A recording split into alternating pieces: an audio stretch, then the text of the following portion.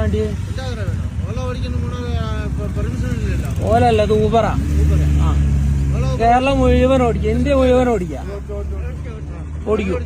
ആ യൂബർ ഓടിക്കാൻ പെർമിഷൻ ഇല്ല എന്ന് പറഞ്ഞിട്ട് ഒരു യൂബർ ഡ്രൈവറെ വണ്ടി തടഞ്ഞിട്ട് തമിഴ്നാട്ടിലുള്ള ആളുകൾ, അതായത് മൂന്നാറിലാണ് സംഭവം, തമിഴന്മാരായ ഡ്രൈവർമാർ ടാക്സിക്കാർ വന്നിട്ട് അവനെ തടഞ്ഞിട്ട് അവനോട് അവന്റെ ആധാരം ചോദിക്കുക. എന്താ ആധാരം? എനിക്ക് ഓടിക്കാനുള്ള ആധാരം. ഇവന്മാരാരാ ആധാരം ചോദിക്കാൻ വേണ്ടിയിട്ട്?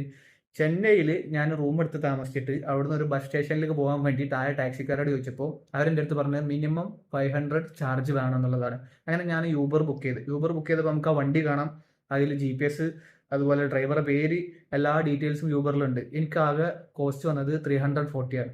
ഞാനതൊരു ടാക്സി വിളിക്കുകയാണെങ്കിൽ 500 രൂപ മിനിമം ചാർജ് കൊടുക്കണം, ബാക്കിയുള്ളത് കയറിയിട്ട് പറയാം എന്നുള്ള രീതിയിലാണ് അവർ പറയുന്നത്. ഇത്തരത്തിലുള്ള ടാക്സിക്കാർ തമിഴന്മാരായാലും മലയാളികളായാലും ഇപ്പോഴും നമ്മുടെ നാട്ടിലുണ്ട്.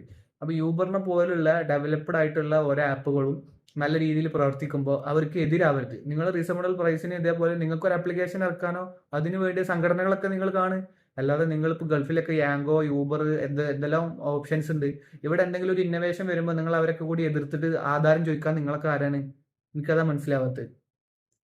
ചോദ്യം ചെയ്യുക, ഡ്രൈവർമാരെ പിടിച്ചു ചോദ്യം ചെയ്യുക. അപ്പോൾ റീസണബിൾ പ്രൈസിന് അവർ യൂബറിൽ ഓടുന്നുണ്ടെങ്കിൽ ഓടിക്കോട്ടെ, അത് ജനങ്ങൾക്ക് ഉപകാരമാണ്. ഞങ്ങളെപ്പോലുള്ള ആളുകൾക്ക്, എസ്പെഷ്യലി അറിയാത്ത ഒരാളാണെന്ന് കാണുമ്പോൾ അവർ പൈസ കൂട്ടി പറയുന്നുണ്ട്. അപ്പോൾ പൈസ കൂട്ടി പറയണ്ട, ഞാൻ ഓൺലൈനിൽ ബുക്ക് ചെയ്ത് കഴിഞ്ഞാൽ ഞങ്ങൾക്ക് പിക്കപ്പ് ലൊക്കേഷനും ഡ്രോപ്പ് ഓഫ് ലൊക്കേഷനും ഒക്കെ ഞങ്ങൾക്ക് കൊടുക്കുക, വണ്ടി എവിടെ എത്തി എന്നുള്ളത് ഞങ്ങൾക്ക് അറിയാം. അപ്പോൾ ഞങ്ങൾ യൂബറിനെ ഇത് ചെയ്യും. ഞാൻ യൂബറിനെ സപ്പോർട്ട് ചെയ്യും. ഡ്രൈവർമാരെ ആധാരം ചോദിക്കാനും പിന്നെ ആധാർ ചോദിക്കാനൊന്നും ഈ ടാക്സിക്കാർക്ക് യാതൊരു അധികാരവും ഇല്ല.